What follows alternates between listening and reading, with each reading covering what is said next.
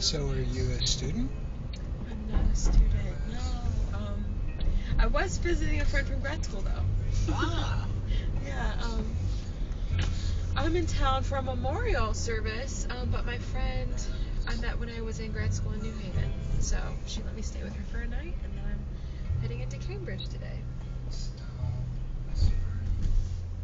so Oh, go ahead. Yale? Yeah. Yep. And what did you study? So I studied religion. Really? Yeah, an agnostic who studied religion. I always make the joke. Yeah, it's really funny. So I was a little bit of an outsider, but I think it's fascinating. So that's what I studied. So what do you do? I work at this interfaith organization, and we partner with colleges and universities to basically help them figure out how to incorporate religious diversity issues on campus. So a lot of times we have campuses that aren't necessarily as welcoming to atheists or Hindus or Muslims, and so we basically say this is what you can kind of do in order to make it more accommodating. And then on the other end, you have places that are not very welcoming to evangelical students. We kind of say this is how you would create an environment that might increase dialogue for particular groups on campus. So, yeah, my degree actually paid off. And you kind of feel like you're changing the world a little bit at a time when you go and work each day. It's kind of great.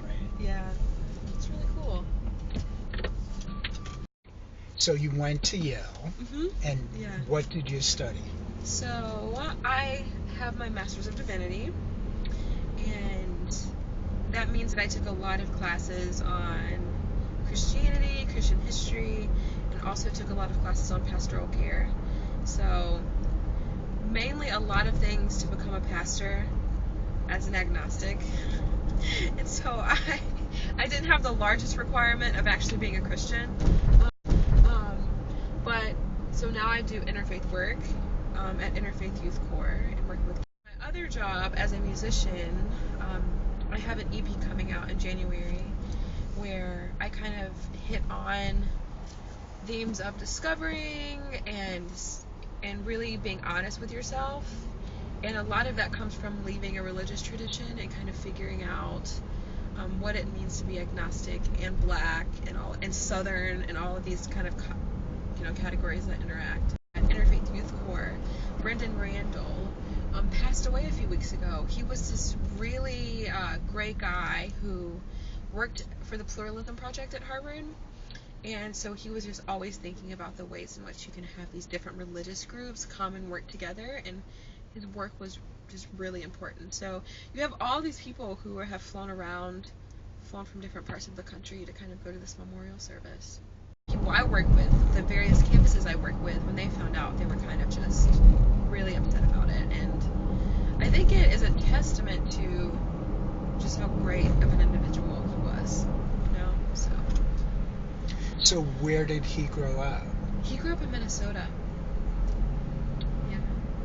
And I feel like I'm starting to just get a big place in my heart for Minnesotans. Because in grad school there was a huge Lutheran population, and most all of them were from Minnesota.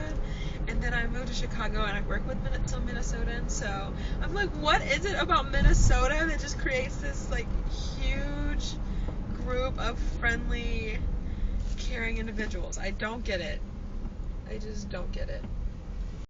And then I read this book called The Sacred Canopy by Peter Berger. And I don't know if you do any sociology of religion or anything like that, but it was just like the most eye-opening book that I've ever read, and kind of puts into perspective Read that book. Yes, it's incredible. Now, the last part's a little controversial because he talks about secularization, and so most religious scholars will be like, he was wrong, don't read this part of the book. But the first part is really incredible and talks about how religious systems kind of form and how people use them and perpetuate them. And it was just an eye-opening book.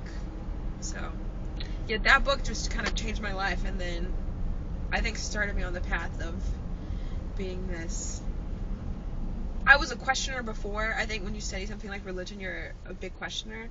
But I was like, no, I'm totally an agnostic now. I can't do this. Once you read it, I was just like, I have so many questions. Then I went to divinity school as an agnostic. So, what happens when you put Muslims and Christians in the same proximity, and what does that diversity do? So, a lot of research shows that diversity actually leads to a lot of conflict. So that if you just throw a bunch of diverse people into a city or into a spot, conflict is actually going to rise. And so you have to work really hard to build relationships between those particular groups of people in order to make sure that when conflict does arise, people have relationships and don't like go at each other's throats.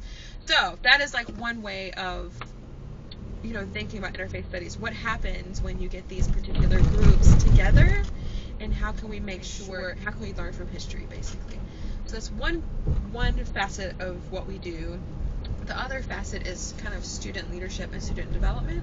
So we hold a conference each year in Chicago, and over 130 to 140 campuses come out each year. Yeah, it's really a cool thing. And people take classes, take workshops, and talk breakout sessions. Yeah, we have breakout sessions, keynotes, just like any other conference. So we do that. And then my work, I'm a part-time, so part of the work I do is managing some of our grants, managing some of the evaluation for our grants.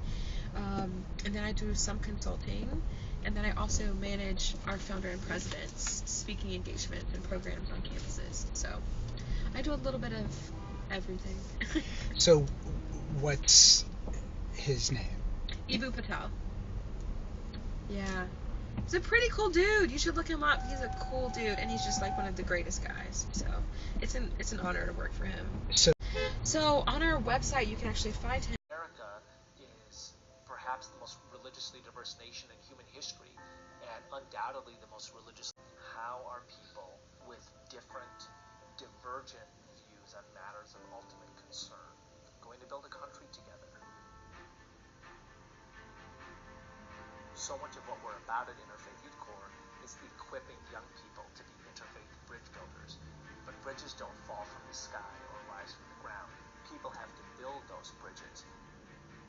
You want there to be beauty. You want there to be balance. You want there to be recreation. You want there to be health and well-being. You want to strengthen families. You want to recognize that there's diverse ways of living and create spaces in which those diverse ways of living can all thrive and realize that they actually exist in a spirit of mutuality.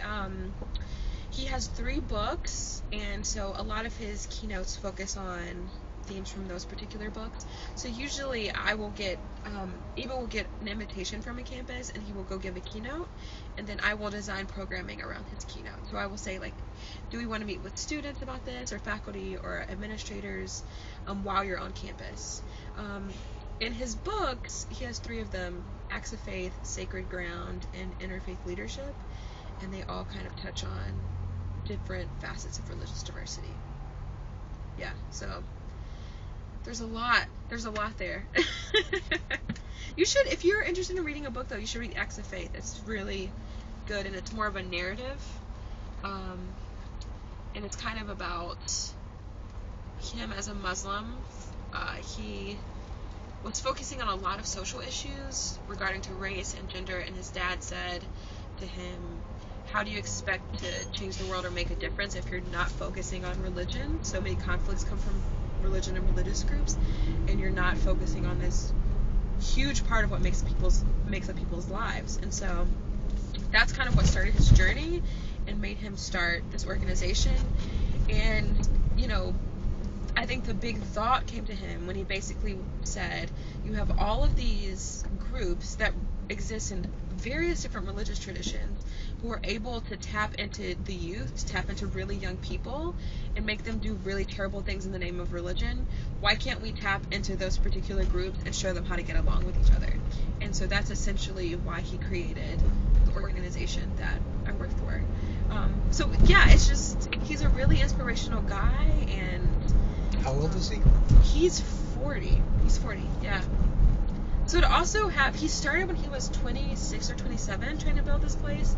And as a 27-year-old, I'm like, I'm not in a position to be building an organization. So that is just a testament to how much work I think he's kind of put into this. And yeah, I think he's kind of helping other people to change the world, if that makes sense. You know, Yeah. I don't think he's a person that's like, I want to change the world, but he wants to help other people do so.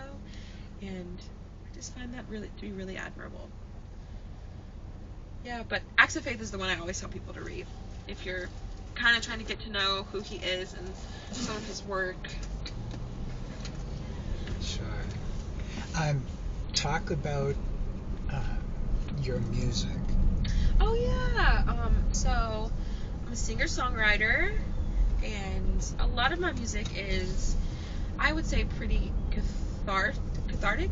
And actually, when I was in grad school and I was studying religion, I was like, no, I'm not going to do music. I'm just going to focus on religion and religious diversity, because I didn't see or think that my music could help other people or could change the world. And my friend, actually, who's a Baptist pastor, pulled me aside and was like, your music helps people understand they're not alone. It kind of gives them permission to grieve. It gives them permission to kind of let go, and to, you know, it helps them know that in various stages there's somebody who kind of understands. And so that's mainly what my music focuses on. And my EP Therapy, you know, is very like blunt, but the title is very blunt, but music is my form of therapy. When I'm sad or when I'm grieving, like, that's where I go.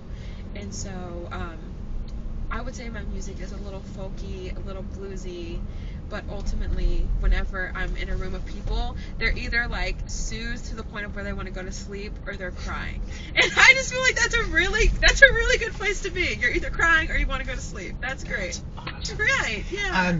So, do you have music online?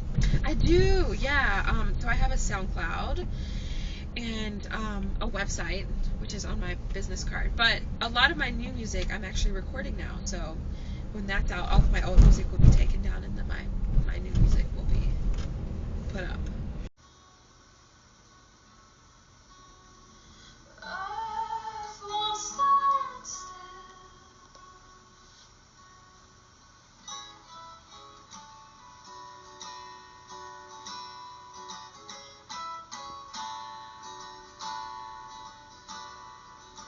I knew coming, shine his light brightly.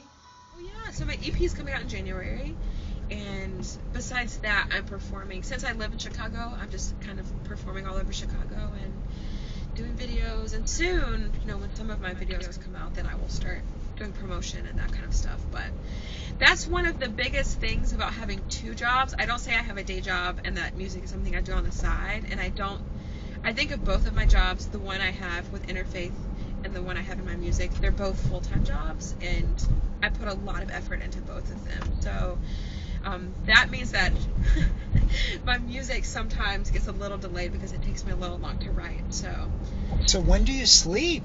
I don't sleep. It's a problem. I actually have a song called Insomnia on my EP because I literally don't sleep. I look well rested because I drink a lot of water. That's the key. Like, if you don't sleep, at least make up for it somewhere else. So yeah, I drink a lot of water and hope that I can make it through the day. But you know, if you're passionate about stuff, just follow it. Just Right. do it. So it's Follow hard. your passion. It's very hard. And you know, I don't think that people have to, you know, make money at what their passion is.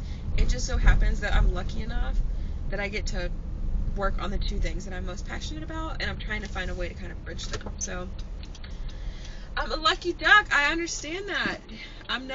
There's never a moment where I'm not grateful for the fact that I get to do what I get to do, you know? So I'm blessed. Oh, is this my spot? Well, it was so nice to meet you. You Have a great day. I hope you have other great conversations today as well. Thank you.